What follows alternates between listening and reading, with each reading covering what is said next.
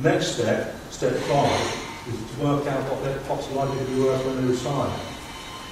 Now, the first thing about this is, any illustrations you get from any insurance company, just bin. None of them will bear any relationship to reality. They're using hypothetical rates of return that may or may not be borne out in practice, and they're simply not worth the paper they're written on when it comes to working out what your pot's likely to be worth. And there's an illustration for that. Back in the 80s and 90s, we were receiving illustrations showing that a pension fund could grow at 13% a year. It may well have done for a couple of years within the last 10 years, but it certainly hasn't in the last couple of years. Now they're currently using anywhere between 5 and 9% for pensions, but again, it's completely pie in the sky. It very much depends on which fund you're in, what sort of time scale you're looking over, and how proactively managed your funds are. Past performance is often quoted as a means of looking ahead to what your value is going to be. It's just not relevant. What happened 5 years ago doesn't dictate what's going to happen over the last 5 years, and you've only got to look at what's happened in investment markets over the last 2 or 3 years to see the wild swings and variations and sort of returns you can expect from that. So what we do is when a client comes to see us and we've worked out what's in their pot, in their pension pot, and we've gathered all the information, we'll use what we consider to be a realistic rate of return to work out what that pot's likely to be at some stage in the future. Now, this next slide shows how much returns can vary. Most people would say that if I said to you 5 or 6 years ago, if you had £10,000, would you put it in the building society or would you put it in the stock market? An awful lot of people with what's gone on over the last 2 years would have said they put it in the building society. But in actual fact, apart from one period where it's slightly underperformed, the last 5 years have produced an average annual return of 6.8%. That's not managing it, that's not doing anything with it, that's just sticking it in the stock market and forgetting about it. In comparison, the figures in red are returns from the indirect bank, which is quite a popular online bank that people use for their savings.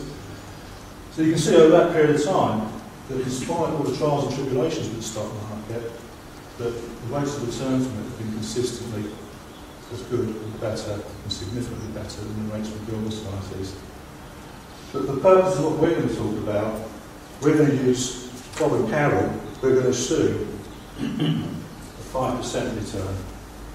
If they're left to their own devices, and we don't take any action at all, they've got money in the building society, they've got money in cash ISAs, they've got some money in pensions, a little bit with profits. A good average annual rate of return would suggest is if you leave them to their own devices, around about 5% a year. Now with what's in their pot and what they're saving at the moment, that will produce a fund at age 62 of 266,000. It's currently 182,000 if you remember, but it should increase to 266,000 by the time they get to age 62, or Bob gets to 62. What are we aiming for by the time Bob reaches age 62? We expect, or we put forward to you the fact that if Bob and Carol on their own, without any advice whatsoever, sticking mainly with the building societies, can get a return of 5%, then we would anticipate that, I would agree, we could probably get a return of at least 2% rather better than that, just by reorganising their affairs. Perhaps getting a better building society account, getting out of a poor performing fund into a better performing fund. So we're not claiming huge amounts.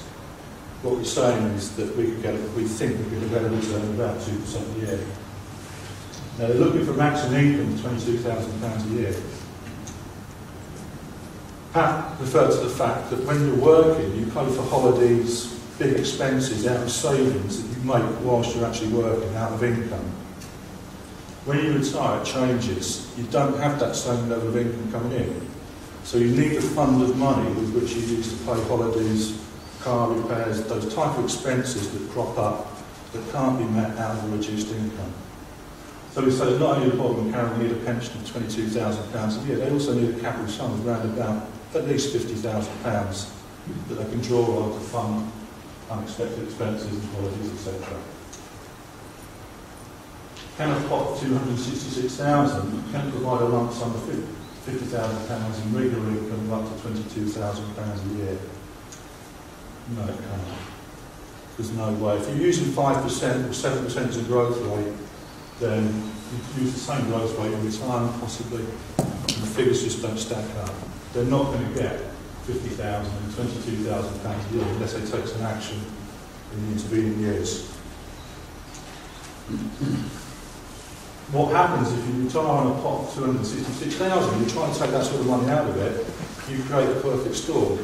Because the pot's not making enough money, you have to take money out of the pot. Next year there's less in the pot, so it creates even less, you'll take more out of it. And you see this happening quite often, that the gradually diminishing pot, and the rate that the pot's diminishing is accelerating all the time throughout retirement. And it's not a recipe really for the future.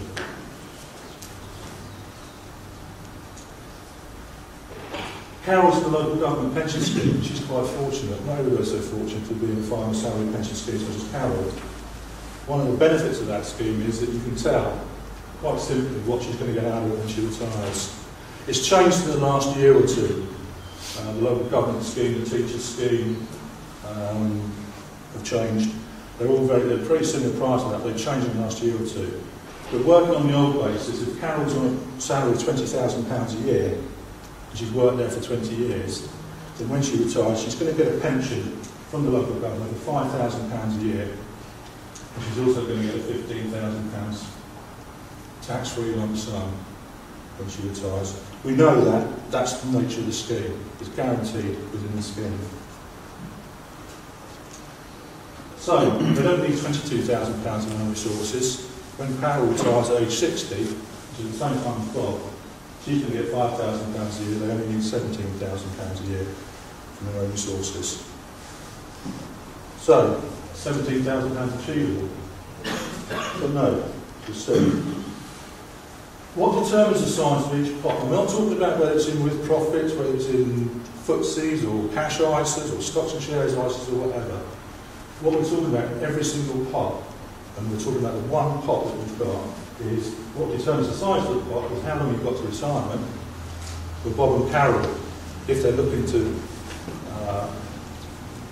retire at 62 and 60, they've got 5 years. They could extend that, but basically they're aiming for 5 years. What else affects the size of the pot? Charges. What charges are coming out of the pot? If you've got a stocks and shares ISA, if you've got an endowment, if you've got a pension plan, what's coming out of it in the form of charges? That has an impact. Quite a small impact in actual fact. Certainly not the bigger impact as the time to retirement, but charges nonetheless are a factor. How much do you set aside for retirement? Bob and Carol are currently saving £225 a month towards retirement, to their cash ISAs and stocks and shares ISAs, and they're also contributing to their pension. Obviously, if they contribute or save more, then the pot would end up bigger, you'd expect it to. The biggest thing that has an effect is investment return. Now, investment return will have a big impact. If you were going to change anything about those 4 things, you'd change the investment return again. That's the thing that has the largest impact on your retirement fund. What can we do to help Bob